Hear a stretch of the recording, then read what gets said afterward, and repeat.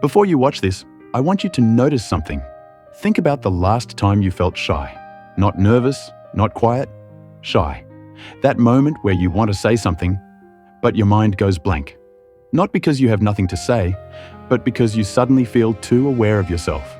Your heart speeds up, your body tightens, your thoughts turn inward. You start watching yourself instead of being in the moment. Here's the strange part. In that moment, nothing is actually wrong. No one is judging you. No one is testing you. No one is waiting for you to fail. Yet your body reacts as if something dangerous is happening. And that's why shyness feels so confusing. Because it doesn't feel like a skill problem. It feels like who you are, but it isn't. I used to be extremely shy, not just quiet, but constantly aware of myself, how I sounded, how I looked, whether I was being awkward. And if you're shy, you probably recognize this too.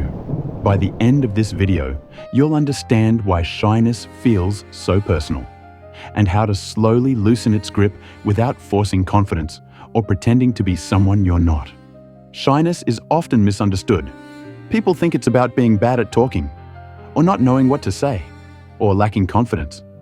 But if that were true, shy people would struggle in every situation. They don't.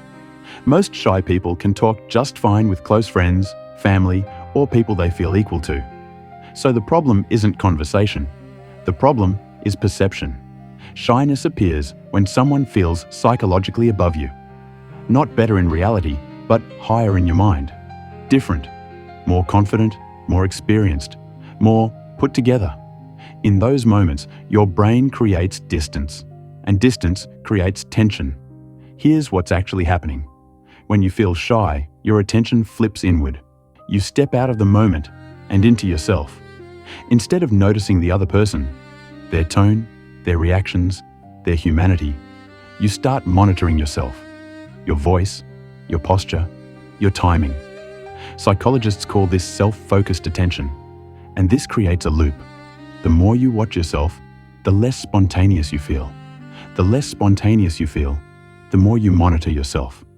Eventually, your brain links people with tension, not because people are dangerous, but because your attention is trapped inside your own head. That's why shyness feels sticky. It's not one bad experience. It's a repeated mental habit. This is why most advice about shyness fails. Just be confident. Just be yourself. Just say what comes to mind. Those tips assume the problem is behavior. It isn't. You can learn conversation starters, improve body language, force yourself to talk more. But if your attention stays locked inward, the feeling doesn't change. Shyness isn't solved by doing more. It's solved by redirecting attention. Shyness doesn't disappear overnight. It fades gradually when your nervous system learns something new. That people are not fundamentally different from you. And this doesn't happen through big breakthroughs. It happens through small, low-stakes contact. Moments so simple, your brain doesn't panic. A short comment, a neutral observation, a brief interaction with no goal. Each one teaches your body. This is safe. Over time, the distance shrinks. Here's a small but powerful shift. Stop aiming to feel confident. Aim to be externally focused. Instead of asking, "How do I sound?" ask, "What is happening here?" Instead of monitoring yourself, notice details. Tone, mood, energy. One small interaction a day is enough. Not to perform, not to impress, just to stay present. That's how your attention relearns where it belongs. Shyness isn't who you are. It's a habit of attention. And habits can change, not by force, not by pretending, but by gently shifting where your focus lives. Practice this long enough, and conversations stop feeling like tests. They start feeling like moments again.